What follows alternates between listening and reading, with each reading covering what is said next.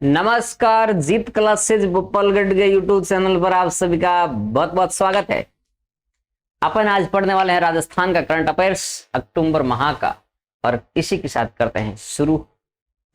कर पूगल में स्थापित होगा सोलर पार्क।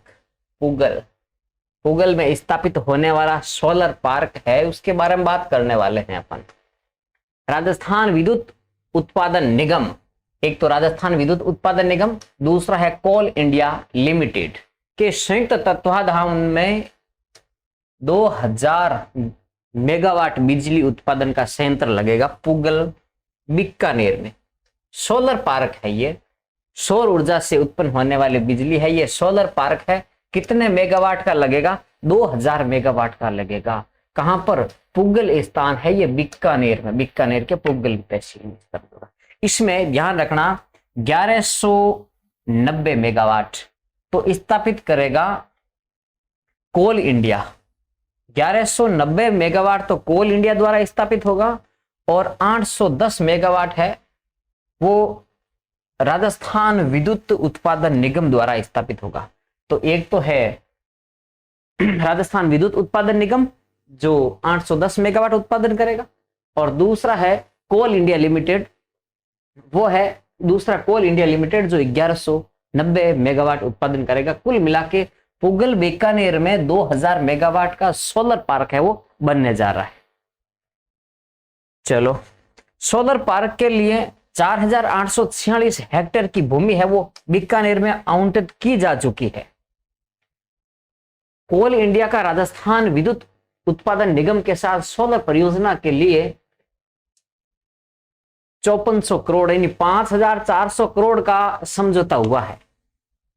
तो केंद्र और राज्य के बीच में ये समझौता मुख्य रूप से हुआ है, और मुख्य रूप से कोल इंडिया और राजस्थान विद्युत उत्पादन निगम लिमिटेड के बीच में ये समझौता हुआ है। और बात करते हैं क्या है? 14825 मेगावाट 14825 मेगावाट 14825 मेगावाट सौर ऊर्जा परियोजना राजस्थान में स्थापित हो चुकी है। इस प्रकार राजस्थान देश में प्रथम स्थान पर है सौर ऊर्जा में। राजस्थान सौर ऊर्जा में देश में पहले स्थान पर है। और राजस्थान में सौर ऊर्जा क्षमता कितनी स्थापित हो चुकी है? 14825 मेगावाट है वो सौर ऊर्जा स्थापित हो चुकी है। राजस्थान देश में पहले स्थान पर है।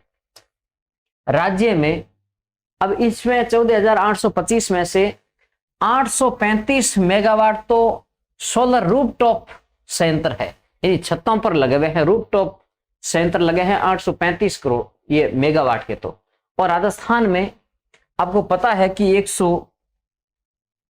142 गीगावाट, ये देखो ये आंकड़ा मेगावाट का है, ध्यान रखना ये आंकड़ा सारा है मेगावाट का है, ठीक है। 1000 मेगावाट से 1 गीगावाट बनता है, तो ये हो गए 14825, ठीक है। तो बात करें कि राजस्थान में 142 गीगावाट सौर ऊर्जा की क्षमता है। राजस्थान में 142 गीगावाट उत्पादन की सौर ऊर्जा की क्षमता है। अभी तो ये 14825 मेगावाट हुआ है, इसका मतलब 1000 का भाग दे तो ये 14 मेगावाट हुआ। अभी तो ये 14 गीगावाट हुआ है। 14825 मेगावाट मतलब ये 14 गीगावाट हुआ है। तो राजस्थान में सौर ऊर्जा की क्षमता है 142 गीगावाट की, और 127 गीगावाट पवन ऊर्जा की राजस्थान में उत्पादन क्षमता है। इतनी की जा सकती है राजस्थान में 127 गीगावाट, और इधर वो है पवन ऊर्जा और यह है 142 गीगावाट सौर ऊर्जा। इतनी तो क्षमता है स्थापित, अभी इतनी नहीं हुई, ये ध्यान रखना, ये क्षमता है राजस्थान में इतनी। किसानों के लिए दूसरी एक स्कीम के बारे में बात करते हैं। किसानों के लिए शुरू होगी एक मुश्त समझौता योजना। एक मुश्त समझौता योजना और पशु बीमा योजना, 2 योजनाएं साथ शुरू की है राजस्थान सरकार ने। सुजस्ट बुलेटिन में ये खबर छपी है, तो आपके लिए कितनी महत्वपूर्ण होगी। प्राथमिक सहकारी भूमि विकास बैंक, प्राथमिक सहकारी भूमि विकास बैंक से जुड़े किसानों के लिए एक मुश्त समझौता योजना लागू की जाएगी। इस योजना के तहत ऋणी किसानों का 50% ब्याज माफ कर दिया जाएगा। योजना में अवधि पार और जिन अवधि पार ऋण किसानों की मृत्यु हो चुकी है अवधि पार ऋण वाले किसानों की मृत्यु हो चुकी है, ऐसे परिवारों को ब्याज माफी और दंडनीय ब्याज सहित वसूली खर्च भी माफ कर दिया जाएगा। किस योजना के तहत? एक मुश्त समझौता योजना के तहत। दीर्घकालीन कृषि ऋण का समय पर चुकारा करने पर किसानों को 5% ब्याज में अनुदान भी दिया जा रहा है। दीर्घकालीन ऋण है, दीर्घकालीन ऋण वो किसानों को मिल रहा है, किसानों को मिल रहा है 10.5% ब्याज पर। दीर्घकालीन ऋण है वो किसानों को 10.5% लगभग इस पर मिल रहा है, और इसमें यानी लगभग है 10.15 है, इस प्रकार है। तो इसमें 10.15% पर किसानों को दीर्घकालीन ऋण मिल रहा है, दीर्घकालीन ऋण है वो किसानों को मिल रहा है, उसमें वो समय पर चुकता करेंगे तो उसमें 5% अनुदान देगी, ब्याज अनुदान देगी सरकार। 5% एक योजना चल रही है। 5% ब्याज अनुदान देने के पर किसानों को ब्याज अब कितना लागू होगा? ये 5.15% है वो लागू रहेगा। ठीक है, यानी कितना दे रहे थे? 10.15% देना था, 5% सरकार अनुदान दे रही है, तो अब किसानों को 5.15% ही देना पड़ता था, देना पड़ेगा। ठीक है, ये योजना है वो अब शुरू हो गई है। ये 5% वाली अनुदान योजना शुरू हो गई, यहाँ प्रस्तावित थी अब शुरू हो गई। 5% ब्याज अनुदान योजना लागू की है। इस योजना के तहत 2019 से 22 तक किसानों के 53.23 करोड़ का अनुदान है वो दिया जाएगा किसानों को। नेक्स्ट आगे, इन्वेस्ट राजस्थान समिट 2022 जयपुर में जेईसीसी में इन्वेस्ट राजस्थान समिट 2022 का आयोजन है वो अक्टूबर माह में किया गया। टूरिज्म एवं एग्रो बिजनेस कॉन्क्लेव का आयोजन 7 अक्टूबर 2022 को किया गया। उद्योग एवं वाणिज्यिक मंत्री शकुंतला रावत ने इन्वेस्ट राजस्थान समिट के दौरान कि राजस्थान ग्रीन हाइड्रोजन नीति लागू करेगा, ये बात भी कही है कि राजस्थान है वो ग्रीन हाइड्रोजन नीति लागू करने वाला है, और इस प्रकार ग्रीन हाइड्रोजन नीति लागू करने वाला राजस्थान है वो देश में पहला राज्य बनने जा रहा है। नेक्स्ट बिंदु पर बात करते हैं, राजस्थान इन्वेस्टमेंट प्रमोशन स्कीम 2022 है वो लॉन्च कर दी गई है। राजस्थान इन्वेस्टमेंट प्रमोशन स्कीम 2022 इसका लॉन्च हो गया है। क्या है ये? व्यापक स्तर पर रोजगार सृजन। क्या है इसमें? ध्यान रखना, बहुत महत्वपूर्ण योजना राजस्थान इन्वेस्टमेंट प्रमोशन स्कीम 2022। यह क्या है? व्यापक स्तर पर रोजगार सृजन करने वाले अनुसूचित जाति, अनुसूचित जनजाति के उत्थान में योगदान देने वाले एवं क्षेत्र के विकास में उत्कृष्ट कार्य करने वाले उद्योगों को प्रोत्साहन दिया जाएगा। ऐसे उद्योग जो रोजगार उत्पन्न करने वाले हैं, SC ST के उत्थान में योगदान दे रहे हैं, ऐसे उद्योगों को प्रोत्साहन देने के लिए एक योजना लाई गई है, Rajasthan investment promotion scheme 2022।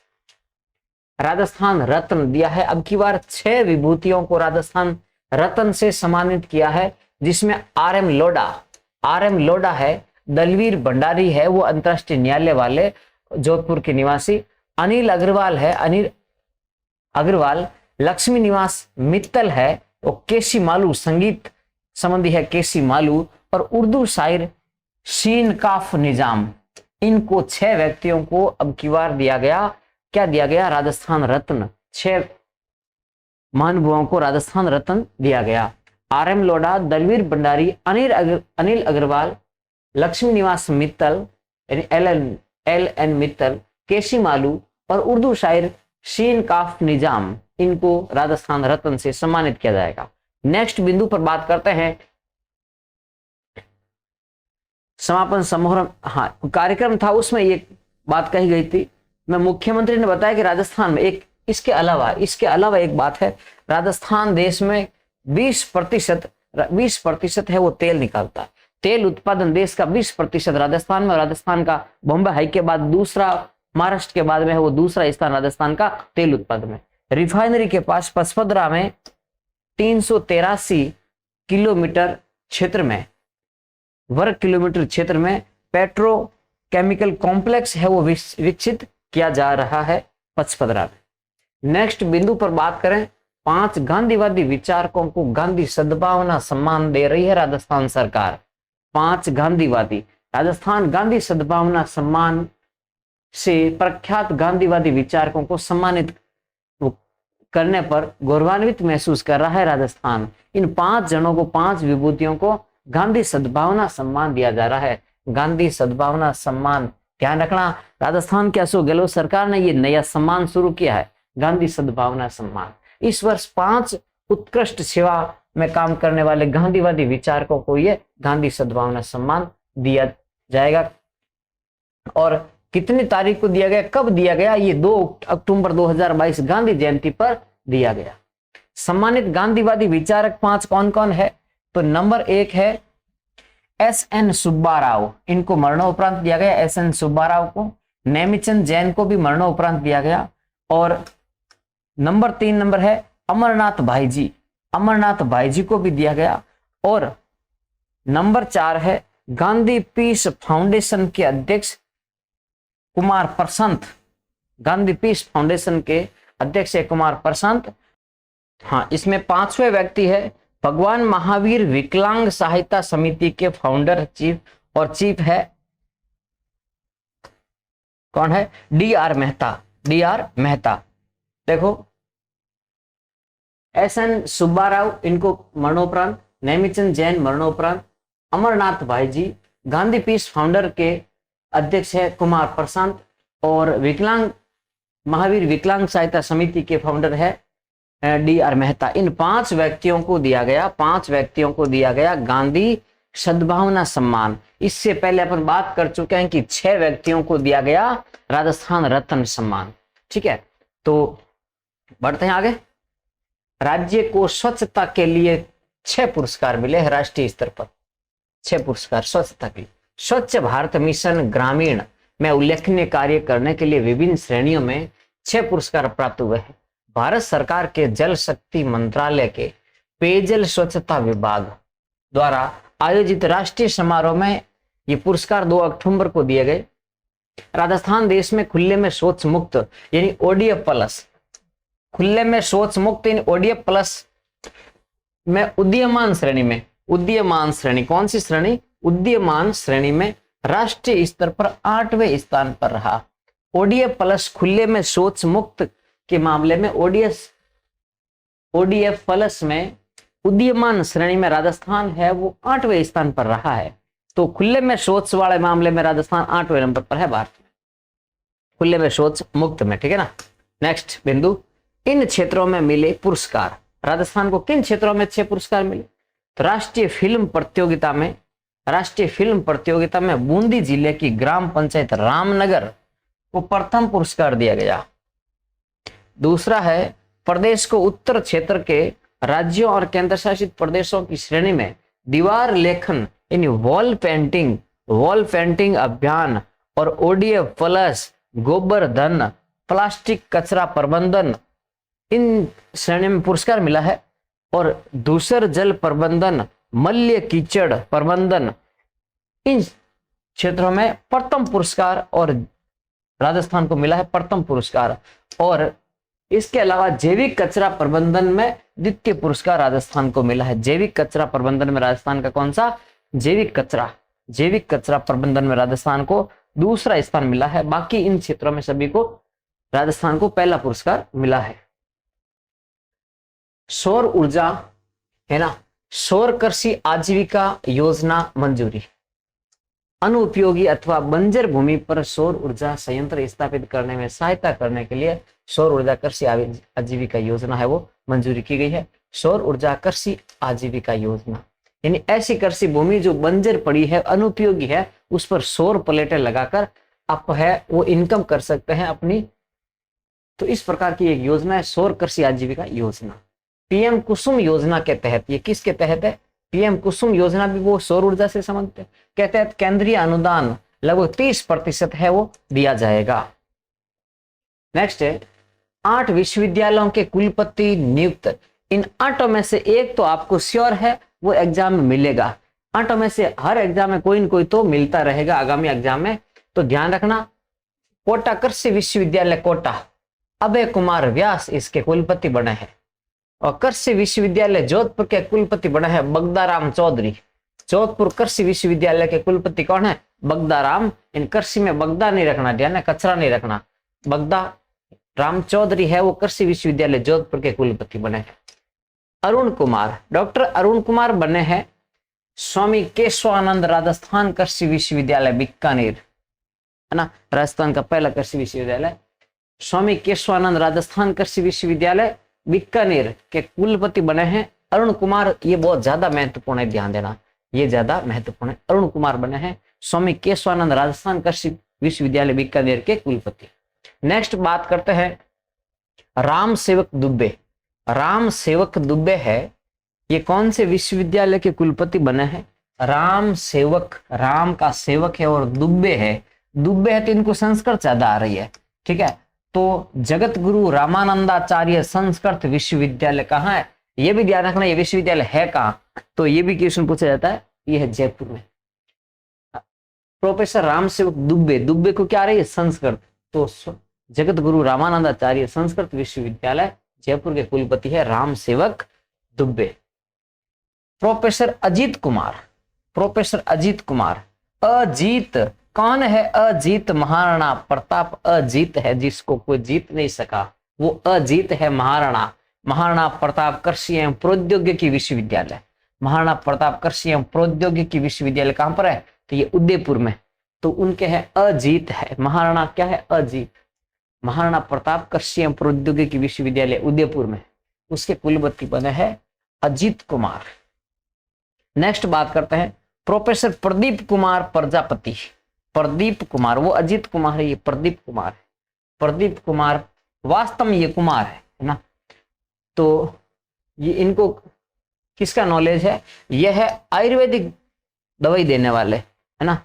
Ayurvedic जो अपन को सर्दी जुकाम की जो दवा देते हैं ना, वो है ये, वास्तव में कुमार है। ये ध्यान रखना, ऐसे याद करना, ये कुमार है ना, प्रदीप कुमार, ये वास्तव में कुमार है। इसका मतलब प्रजापति।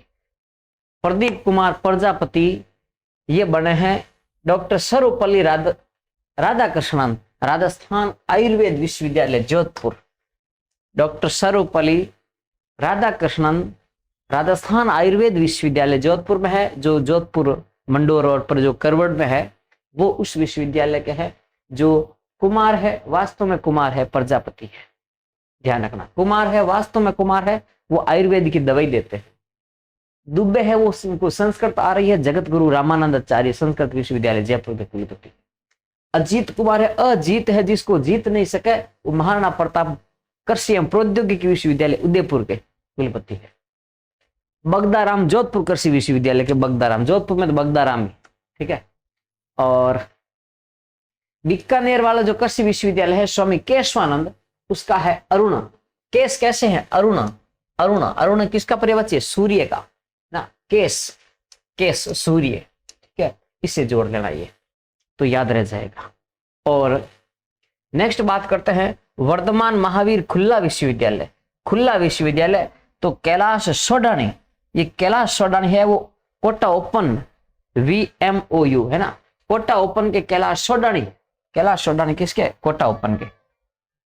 और बलराज सिंह, डॉक्टर बलराज सिंह है, वो है कर्ण नरेंद्र विश्वविद्यालय जोबनेर जयपुर। वो कर्ण नरेंद्र कृषि विश्वविद्यालय जोबनेर जयपुर के बलराज सिंह। राजीव गांधी ग्रामीण ओलंपिक खेल 2022 हनुमानगढ़ और ओल में चैंपियन रहा है। हनुमानगढ़ जिला और ओल में क्या रहा है? चैंपियन रहा है। उक्त ग्रामीण खेलों में हनुमानगढ़ जिले को कुल 5 स्वर्ण, 1 रजत और 1 कांस्य पदक, इसके साथ कुल 7 पदक हनुमानगढ़ जिले ने जीते हैं। राजीव गांधी ओलंपिक के बारे में कुछ बातें कर लेते हैं, जो हर एग्जाम में क्वेश्चन आता है। 29 अगस्त राष्ट्रीय खेल दिवस मेजर ध्यानचंद के जन्म दिवस पर ये ग्रामीण ओलंपिक है वो शुरू हुए थे। 29 अगस्त 2022 से राज्य में जोधपुर के लूणी पंचायत समिति का सालावास गांव से, लूणी पंचायत समिति का कौन सा गांव? सालावास गांव। सालावास गांव से ये राजीव गांधी ग्रामीण ओलंपिक खेल शुरू हुए। इसका समापन समारोह है कि वो सवाई मानसिंह स्टेडियम जयपुर में होता है 20 अक्टूबर 2022 2022 को, 20 अक्टूबर को समाप्त होते हैं। अगस्त में शुरू हुए, अगस्त 29 अगस्त को, सितंबर और अक्टूबर 20 अक्टूबर को समाप्त होते हैं एसएमएस स्टेडियम जयपुर से। इसमें 6 खेल शामिल थे। कबड्डी था, shooting ball, volleyball, hockey, kho kho और टेनिस बॉल क्रिकेट। क्रिकेट कौन सी? टेनिस बॉल वाली। 6 खेल शामिल थे, है ना। इसमें ध्यान रखना फुटबॉल नहीं है और हॉकी है, फुटबॉल नहीं है, कबड्डी है, शूटिंग बॉल है, वॉलीबॉल है, खो खो और देखो और यह है टेनिस बॉल क्रिकेट। हॉकी है लेकिन क्या नहीं है? वॉलीबॉल भी है, फुटबॉल नहीं है, इसमें ध्यान रखना। क्रिकेट वो है टेनिस बॉल वाली। शुभंकर इसका था शेरू। थीम सॉन्ग चालो चालो रे साथीरा सारा मिलके खेला, ये इसका थीम सॉन्ग था। फैक्ट के बारे में कुछ बात करते हैं। राजीव गांधी शहरी ओलंपिक की घोषणा की जा चुकी है। राजीव गांधी शहरी ओलंपिक खेल, इसके समापन समारोह के दिन ये घोषणा हुई थी कि शहरी ओलंपिक खेल है वो 26 जनवरी 2023 से शुरू होंगे। समारोह में world book of records London की ओर से मुख्यमंत्री को वर्ल्ड रिकॉर्ड का प्रमाण पत्र भी सौंपा कि विश्व में ऐसा सबसे बड़ा खेलों का आयोजन किया था राजस्थान।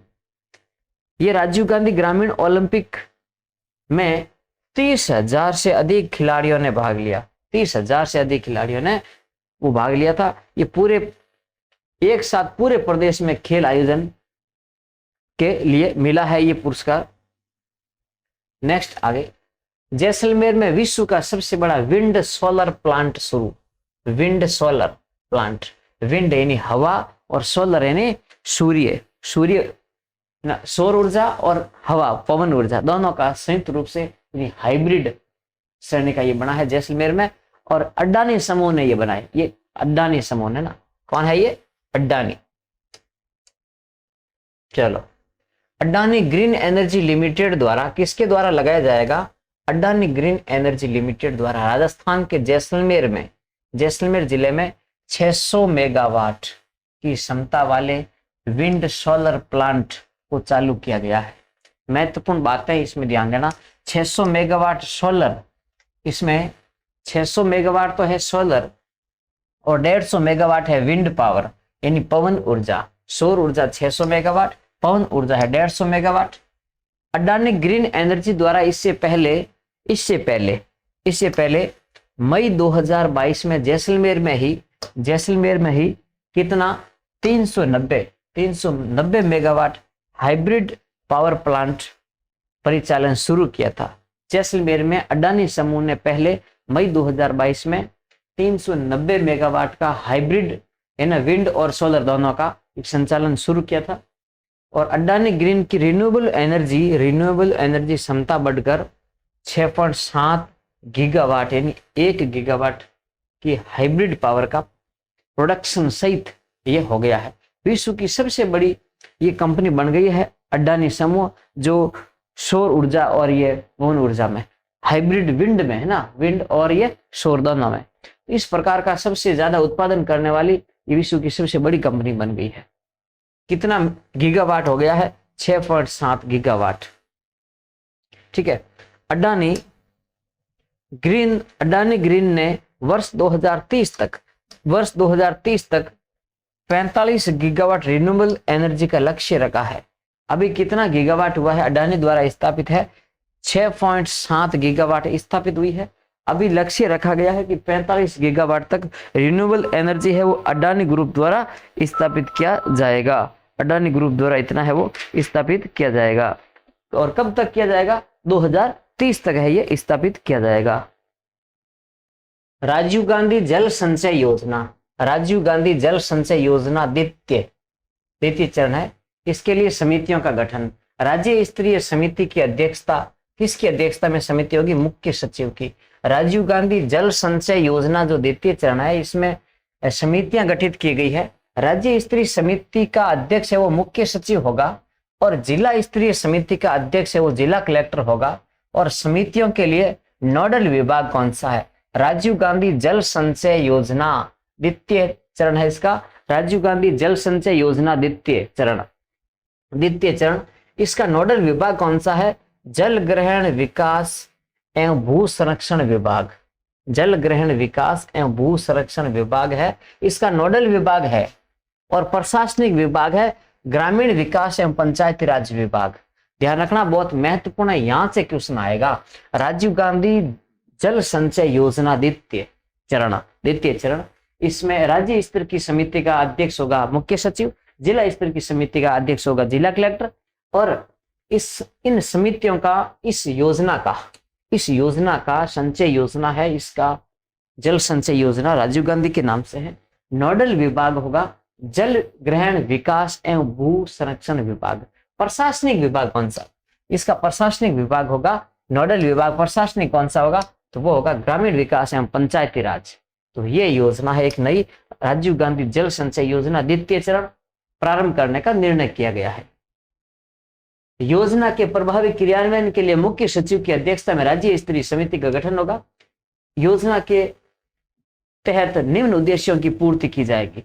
इस प्रकार के ये उद्देश्य है, पक्के एनीकट है, MIT और इस प्रकार के ये निर्माण वगैरह होंगे। जल संरक्षण के प्रति जागरूकता पैदा की जाएगी, भूजल स्तर बढ़ाया जाएगा और सघन वृक्षारोपण है वो किया जाएगा। ये इस योजना के उद्देश्य है। बात करते हैं जस्टिस पंकज मित्तल की। Justice Pankaj Mittal Rajasthan high court के नए मुख्य न्यायाधीश बने हैं। Justice Pankaj Mittal Rajasthan high court के नए मुख्य न्यायाधीश बने हैं। पंकज मित्तल मुख्य न्यायाधीश नियुक्त हुए हैं राज्यपाल कलराज मिश्र ने। तो कलराज मिश्र राजस्थान के 44वें राज्यपाल है। ध्यान रखना, कलराज मिश्र है ना, राजस्थान के 44वें राज्यपाल है। जिसने नए न्यायाधीश है ये पंकज मित्तल को शपथ दिलाई है, मुख्य न्यायाधीश की शपथ दिलाई है। और ये राजस्थान के 40वें मुख्य न्यायाधीश है। राजस्थान हाईकोर्ट के 40वें मुख्य न्यायाधीश है पंकज मित्तल। राजस्थान हाईकोर्ट के 40वें मुख्य न्यायाधीश पंकज मित्तल है।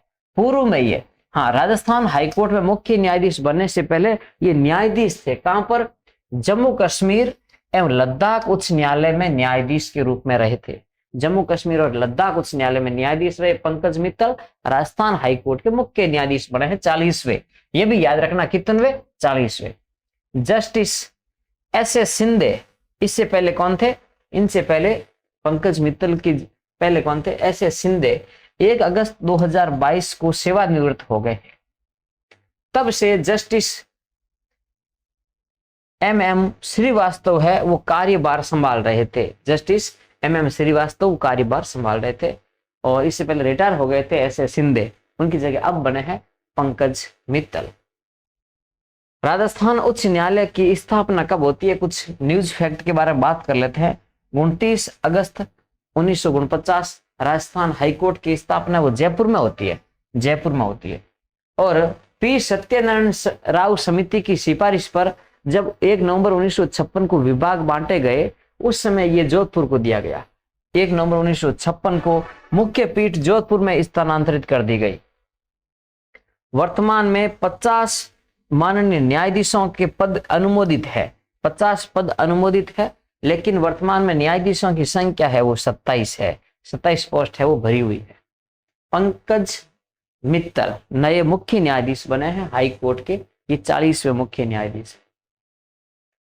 जयपुर मेट्रो के विस्तार के लिए 204.81 करोड़ स्वीकृत किए गए हैं। जयपुर मेट्रो विस्तार के लिए 204.81 करोड़ रुपए है, मुख्यमंत्री अशोक गहलोत ने ये स्वीकृत किया है। फेज 1D, ध्यान रखना, इसमें फेज 1D कहां से कहां तक है? मानसरोवर से अजमेर रोड चौराहे तक। इसके लिए 204, इसके लिए कितने? 204.81 करोड़ है वो वित्तीय स्वीकृति दे दी गई है। बात कर रहे हैं ये 2 फेज है, दोनों तरफ जो मेट्रो की परियोजना है वो बढ़ाने की योजना है। ये घोषणा बजट में की गई थी 2022-23 के बजट में। जयपुर मेट्रो के विस्तार की बात कही थी। एक तरफ बड़ी चौपड़ से दिल्ली आगरा हाईवे पर ट्रांसपोर्ट नगर तक जो है फेज 1C ना, बड़ी चौपड़ से दिल्ली आगरा हाईवे ट्रांसपोर्ट नगर तक, तो वो फेज 1C है। और दूसरी तरफ मानसरोवर से अजमेर रोड चौराया फेज 1D, ये दोनों घोषणाएं की थी बजट में, ठीक है, इस बार बजट में। वो अब है आगे, इसके लिए बजट है वो स्वीकृत कर दिया गया है। मानसरोवर से बड़ी चौपड़ मेट्रो वर्तमान में संचालित कहां से कहां तक है? वर्तमान में चल रही है। ये दोनों तरफ, एक तरफ मानसरोवर से इधर भी बढ़ाया गया, बड़ी चौपड़ से उधर भी बढ़ाया गया, बढ़ाया जाने की ये योजना वो स्वीकृत हो गई है। तो अब वर्तमान में कहां से कहां तक चल रही है? मानसरोवर से बड़ी चौपड़ के बीच में चल रही है। ये बातें कुछ याद रखनी है। 20 सूत्री कार्यक्रम हेतु राज्य स्तरीय समितियां गठित की गई है। 20 सूत्रीय, बीसू का यानी 20 सूत्रीय कार्यक्रम के अध्यक्ष तो होते हैं मुख्यमंत्री जो अशोक गहलोत है।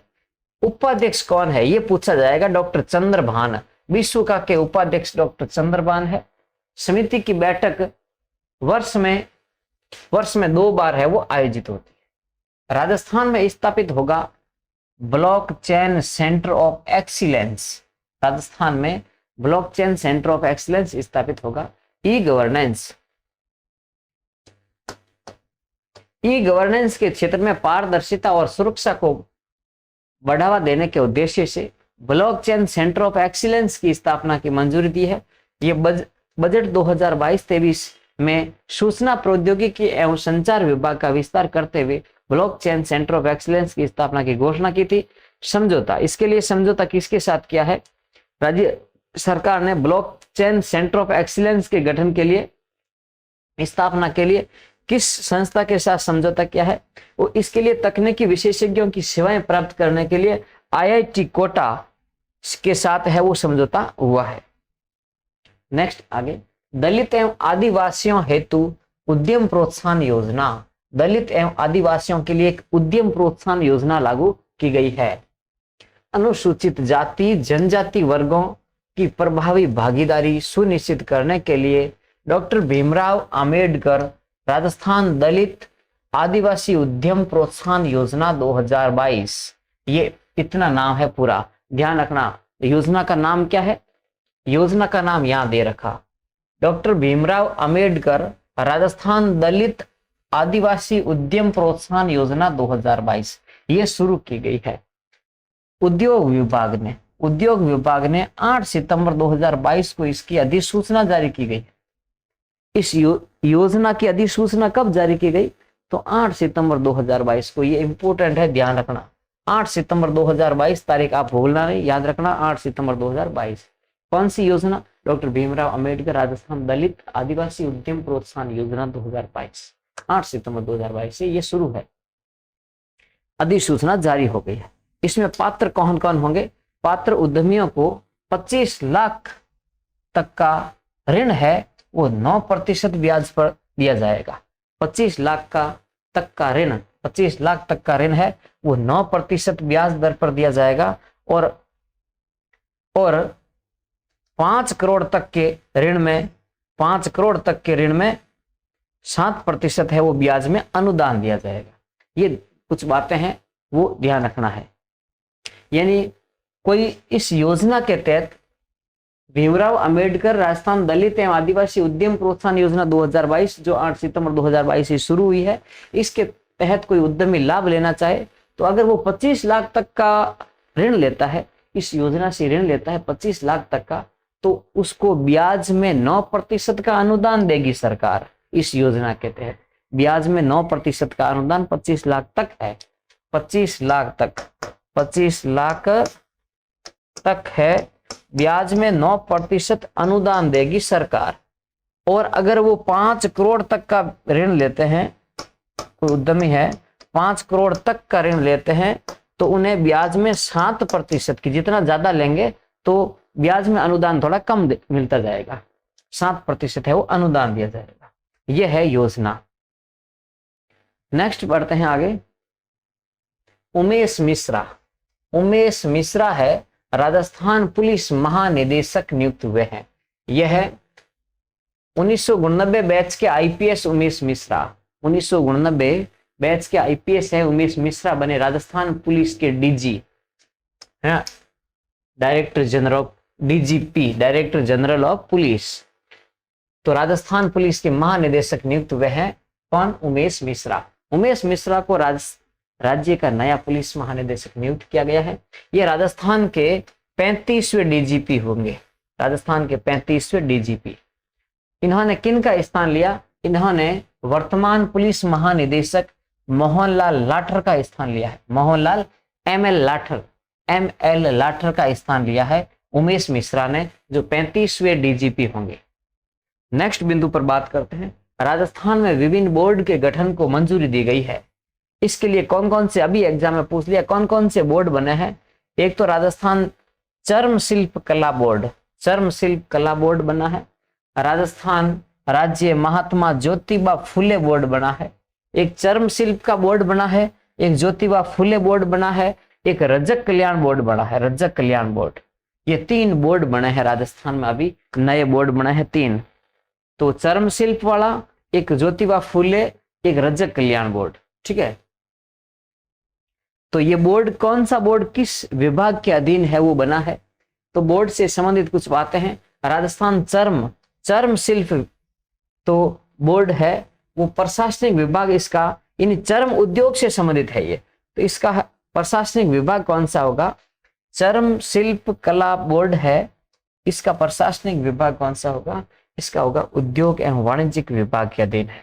यानी चर्म शिल्प है, एक छोटा उद्योग है, ये चर्म शिल्प बोर्ड बना है, इसका प्रशासनिक विभाग कौन सा होगा? वो होगा उद्योग एवं वाणिज्यिक विभाग। ये उद्योग और वाणिज्यिक विभाग के अधीन बोर्ड बनाया गया है। और दूसरे दोनों ही है वो सामाजिक कल्याण, है ना, राजस्थान रजक कल्याण बोर्ड है। और दूसरा एक है महात्मा गांधी ज्योतिबा फुले बोर्ड। एक तो रजक कल्याण बोर्ड, ज्योतिबा फुले बोर्ड, ये दोनों बने हैं। इसका प्रशासनिक विभाग कौन सा होगा? सामाजिक न्याय और अधिकारिता विभाग।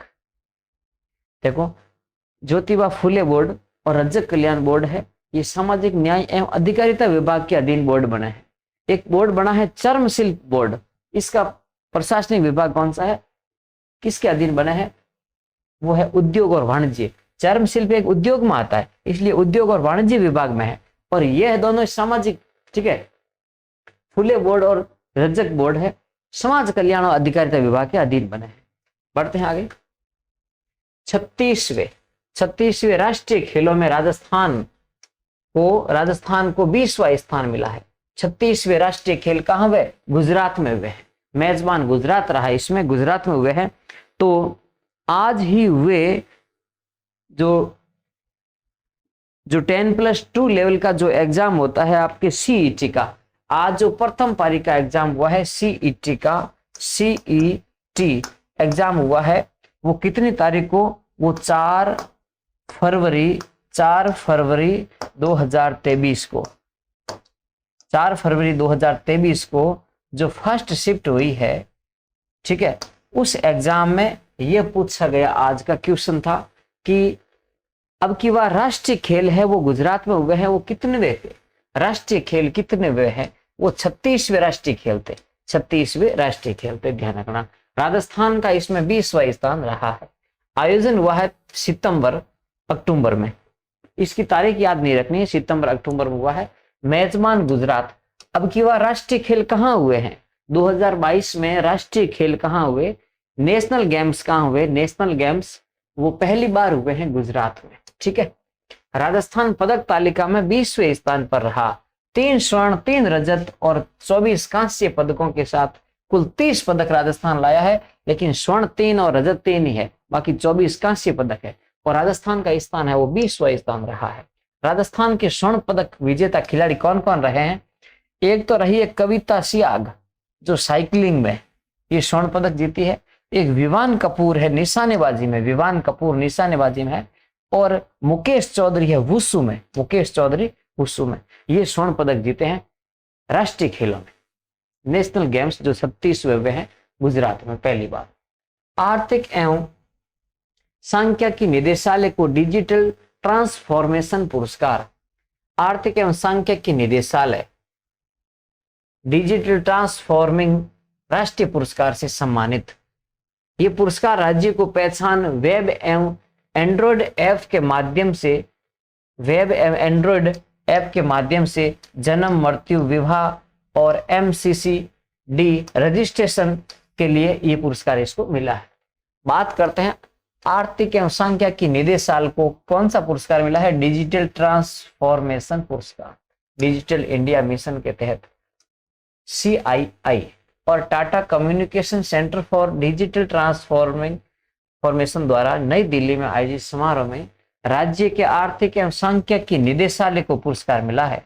राजस्थान का जो संस्था एक है, बोर्ड है, आर्थिक एवं सांख्यिकी एक निदेशालय है, इसको ये पुरस्कार मिला है डिजिटल का ना, आर्थिक सांख्यिकी निदेशालय राजस्थान का एक संस्थान है, इसको किस प्रकार का पुरस्कार मिला है? डिजिटल ट्रांसफॉर्मेशन पुरस्कार।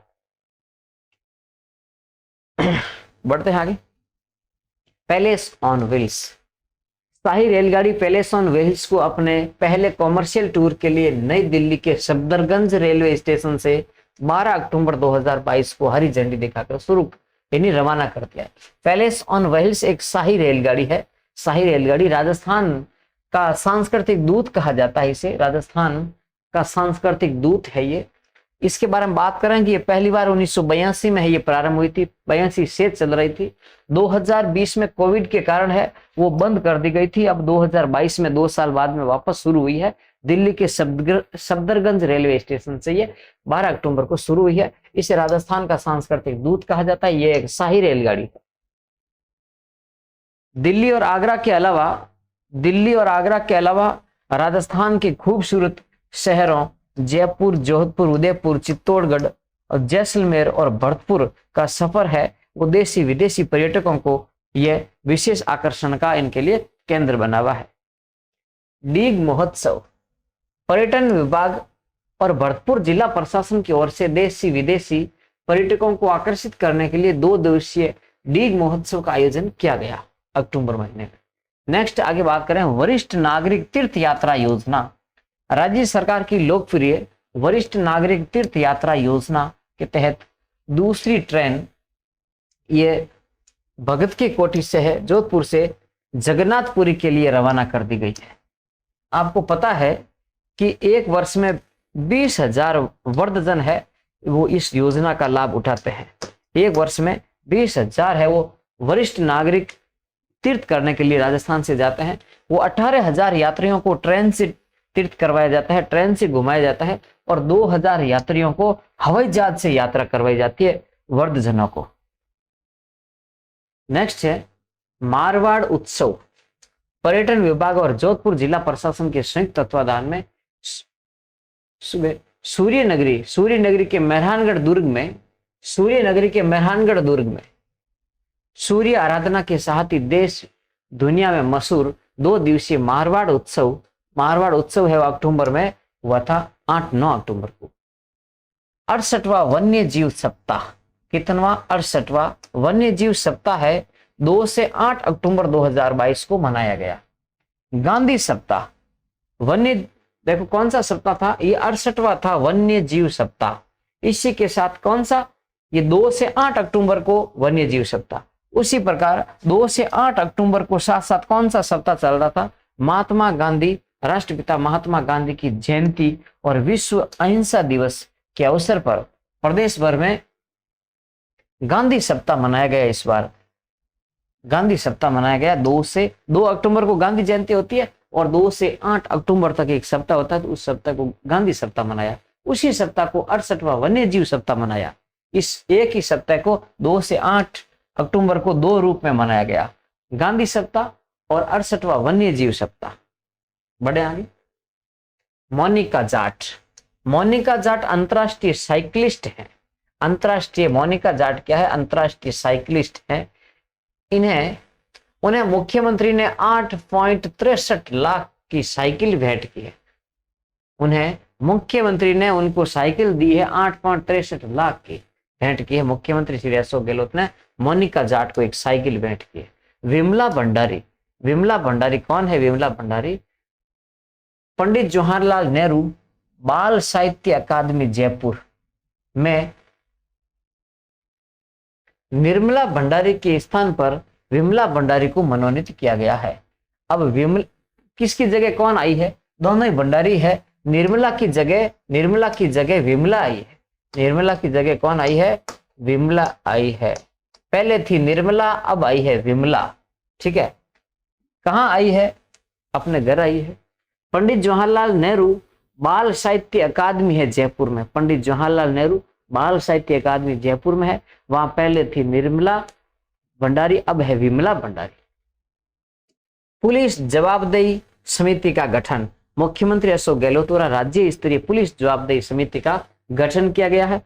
किसकी अध्यक्षता में पुलिस जवाबदेही समिति का गठन है? वो जस्टिस HR कुड़ी के अध्यक्षता में गठित किया गया है। पुलिस जवाबदेही समिति का गठन किया है मुख्यमंत्री श्री अशोक गहलोत ने, और इसका अध्यक्ष किसे बनाया है? ये बहुत इंपॉर्टेंट है, ध्यान देना, HR कुड़ी। पुलिस जवाबदेही का अध्यक्ष, पुलिस जवाबदेही समिति का अध्यक्ष कौन है? HR कुड़ी। सदस्य सचिव कौन होंगे इसमें? हवा सिंह घुमरिया, अतिरिक्त पुलिस महानिदेशक कानून एवं व्यवस्था, जो वर्तमान में हवा सिंह घुमरिया है, वो इसके सदस्य सचिव होंगे। पुलिस जवाबदेही समिति के अध्यक्ष हैं HR कुड़ी। सचिव कौन होंगे? तो पूर्व विधायक गोपाराम, पूर्व विधायक है, पूर्व विधायक गोपाराम मेघवाल और सुनील भाटी और अजित दर्प, ये है इसमें सचिव होंगे।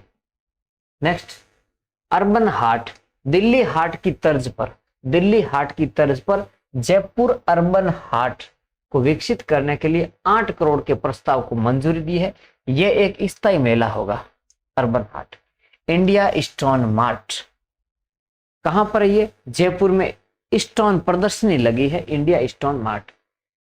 स्टोन इंडस्ट्री की सबसे बड़ी अंतरराष्ट्रीय प्रदर्शनी, स्टोन पत्थर की है ना, पत्थर के लिए जयपुर में एक विश्व की सबसे बड़ी प्रदर्शनी लगी है, इंडिया स्टोन मार्ट 2022 का आयोजन है रिक्को व फिकी के संयुक्त तत्वाधान में। ये सीतापुरा में आयोजित किया गया, सीतापुरा जयपुर में, ये थोड़ा ध्यान रखना है।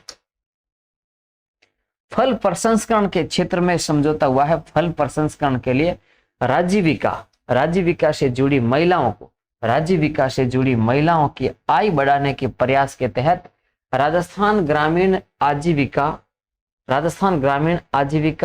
विकास परिषद, राजस्थान ग्रामीण आजीविका विकास परिषद जिसको बोलते हैं राजीविका, और जो Vaaki agro food India private limited Udaipur के मध्य ये समझौता हुआ है। किसके लिए? फल प्रसंस्करण के लिए।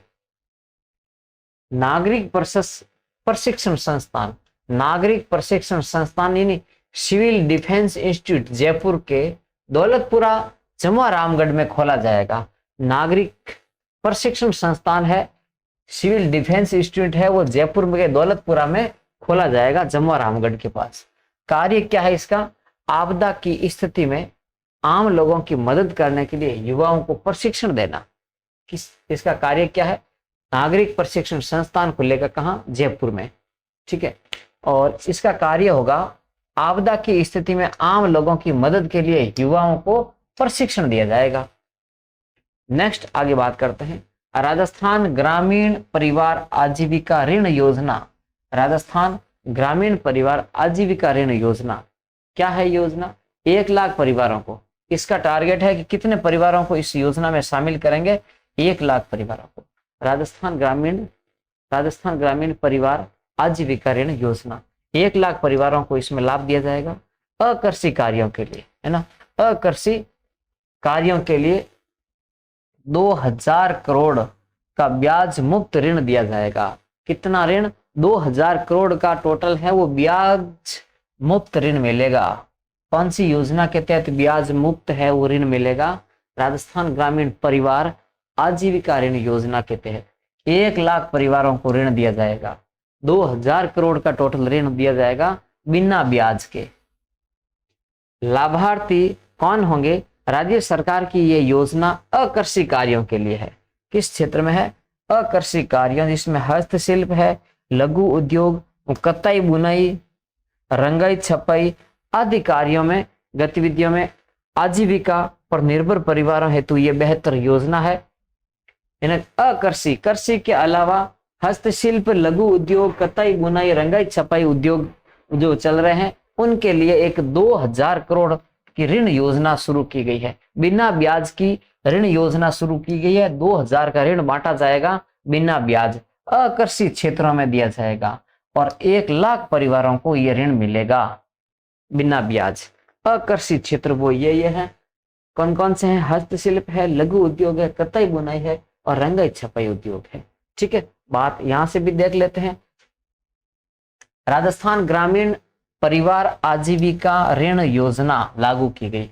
1 लाख परिवार, 1 लाख परिवारों को मिलेगा आकर्षित कार्यों के लिए, आकर्षित कार्यों के लिए 2000 करोड़ रुपए का ब्याज मुक्त ऋण, 2000 करोड़ का ब्याज मुक्त ऋण।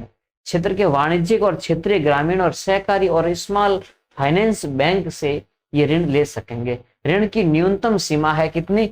25,000 रुपए। न्यूनतम, कम से कम ऋण है वो 25,000 का दिया जाएगा, अधिकतम 2 लाख दिया जाएगा। न्यूनतम कितना? कम से कम 25,000 का, अधिकतम 2 लाख का ऋण दिया जाएगा। ठीक है, बढ़ते हैं आगे। विश्वास स्वरूपम, विश्वास स्वरूपम ये पूछा गया था सीईटी एग्जाम 4 फरवरी 2023 को, 4 फरवरी 2023 को जो एग्जाम हुआ है, कौन सा एग्जाम? फर्स्ट शिफ्ट का, फर्स्ट शिफ्ट का एग्जाम हुआ है आज सुबह ही। उसमें पूछा गया कि विश्वास स्वरूपम क्या है? विश्वास स्वरूपम है जो मूर्ति किसको समर्पित है, किसकी मूर्ति है? तो ये भगवान शिव है। कहाँ है? नाथद्वारा में बैठे हैं ये भगवान शिव विश्वास स्वरूप के रूप में, विश्वास स्वरूपम के रूप में नाथद्वारा राजसमंद में स्थापित भगवान शिव की विश्व की सबसे बड़ी प्रतिमा है। भगवान शिव की विश्व की सबसे बड़ी ये प्रतिमा है। कितनी ऊंची है? ये ऊंची है 369 फीट ऊंची है शिव की मूर्ति, 369 फीट ऊंची शिव की मूर्ति है, जिसको कहा जाता है विश्वास स्वरूपम।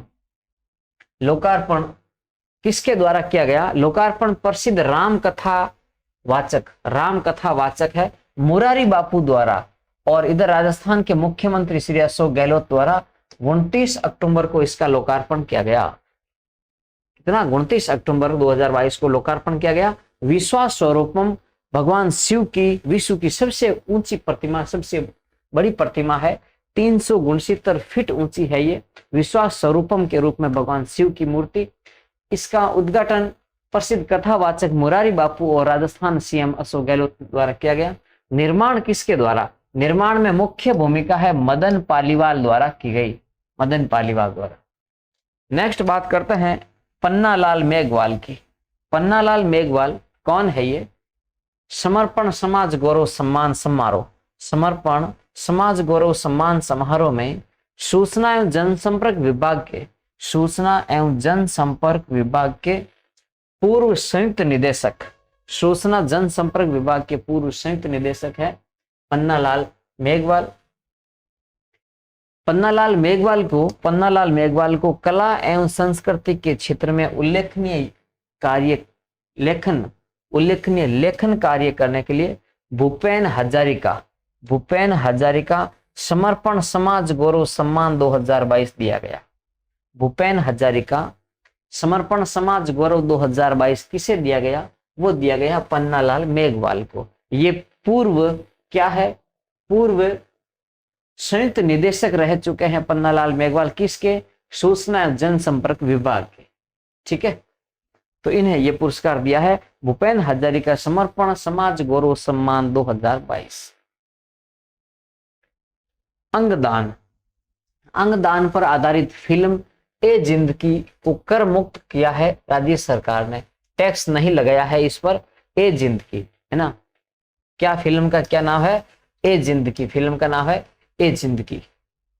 अंगदान पर आधारित है ए जिंदगी। फिल्म का संबंध किससे है? तो अंगदान से संबंधित है ये फिल्म, अंगदान से संबंधित है ये फिल्म, अंगदान पर आधारित फिल्म है, अंगदान पर आधारित फिल्म है ए जिंदगी, जिसको कर मुक्त किया गया है। गहलोत सरकार ने अंगदान पर आधारित फिल्म ए जिंदगी को राज्य में कर मुक्त प्रदर्शन करने की मंजूरी दी गई है। सच्ची कहानी पर आधारित है ये फिल्म, सच्ची कहानी पर आधारित ये फिल्म नैतिक अंगदान को प्रोत्साहन करती है, सामाजिक मुद्दों पर बनी। इससे पहले अंगदान, ये जिंदगी से पहले और कुछ फिल्में हैं वो राजस्थान में कर मुक्त हुई है। इससे पहले सामाजिक मुद्दों पर एक फिल्म थी पैडमैन, सुपर 30, सांड की आंख और छपाक और टर्टल जैसी फिल्में हैं वो कर मुक्त हो चुकी है राजस्थान में।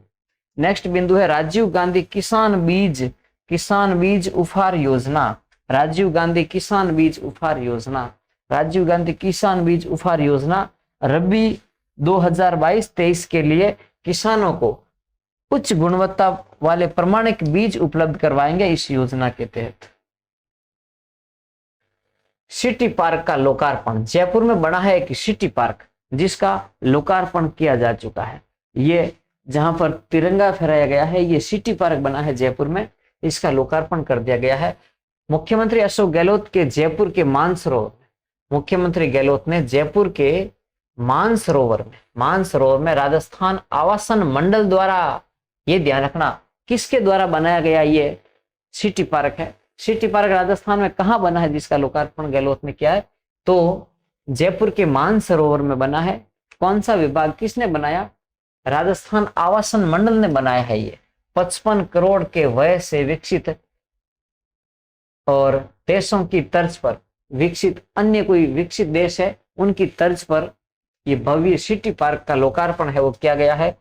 और सबसे ऊंचा 213 फीट ऊंचा राष्ट्रीय ध्वज भी यहाँ फहराया गया है। 213 ये राष्ट्रीय ध्वज 213 फीट ऊंचा है और इसके निकट लगभग 2000 वर्ग मीटर क्षेत्रफल में मनोरम लोअर लेक है वो भी विकसित किया गया है, इसका भी लोकार्पण हुआ है। तो सिटी पार्क बना है कहाँ? जयपुर में। नेक्स्ट है राउंड अप में कुछ शॉर्ट बातें हैं वो बात करते हैं। मुख्यमंत्री लघु उद्योग प्रोत्साहन योजना के तहत 9% ब्याज अनुदान देने का निर्णय लिया गया है। बजट 2022-23 के बजट में पर्यटन क्षेत्र में पूरी तरह उद्योग का दर्जा, पर्यटन क्षेत्र को पूरी तरह, पहले पर्यटन को उद्योग का दर्जा था लेकिन पूरी तरह नहीं मिला था, रियल अब मिला है, उद्योग का दर्जा है वो देने की घोषणा की गई है। पर्यटन को उद्योग का दर्जा मिलने के बाद अब क्या होगा? 10,000 वर्ग मीटर से ऊपर की पर्यटन इकाइयों को 3 रुपए प्रति वर्ग मीटर के स्थान पर 2 रुपए प्रति वर्ग मीटर की भूमि कर के रूप में देय होगा। 3 रुपए प्रति वर्ग मीटर था भूमि कर, वो 2 रुपए प्रति वर्ग मीटर कर दिया गया। कितना? 10,000 वर्ग मीटर से ऊपर की वो पर्यटन इकाई के लिए। राजस्थान राज्य बाल अधिकार संरक्षण आयोग ने उदयपुर जिले के जनजातीय अंचल कोटड़ा में उदयपुर के कोटड़ा में ना, राजस्थान राज्य बाल अधिकार संरक्षण आयोग ने उदयपुर जिले के जनजातीय एक क्षेत्र पड़ता है, उदयपुर का जनजातीय क्षेत्र कोटड़ा तहसील, कोटड़ा में बाल आयोग आपके द्वार जन जागृति अभियान चलाया गया है। कोटड़ा उदयपुर में बाल अधिकार आपके द्वार एक अभियान चलाया गया है। नेक्स्ट है मुख्य सचिव उषा शर्मा द्वारा अंतर्राष्ट्रीय वर्धजन दिवस मनाया जाता है 1 अक्टूबर 2022 को बानसूर में आयोजित समारोह में ऐसे मतदाताओं को सम्मानित किया गया जिन्होंने पहले चुनाव से लेकर अब तक हुए तमाम चुनाव में मतदान के रूप में अपने मत का प्रयोग किया। पहले चुनाव से, है ना, पहले जो देश आजादी के बाद में पहला चुनाव हुआ, उसके बाद में अब तक लगातार चुनाव में भाग लिया है, ऐसे वर्धजनों को सम्मानित किया है मुख्य सचिव उषा शर्मा ने। अंतर्राष्ट्रीय वर्धजन दिवस 1 अक्टूबर 2022 को बानसूर में ये समारोह हुआ, वहां पर यह कार्यक्रम रखा गया जिनको ये सम्मानित किया गया। तो इसी के साथ है ये अक्टूबर महीने का राजस्थान का जो करंट अफेयर्स है वो अपन पढ़ चुके हैं। और फिर नेक्स्ट आगे नवंबर के करंट के साथ है, फिर अपन मिलते हैं। तो आज की करंट की क्लास अपन यही समाप्त करते हैं। नेक्स्ट नवंबर के करंट के साथ फिर मिलेंगे। धन्यवाद, थैंक यू।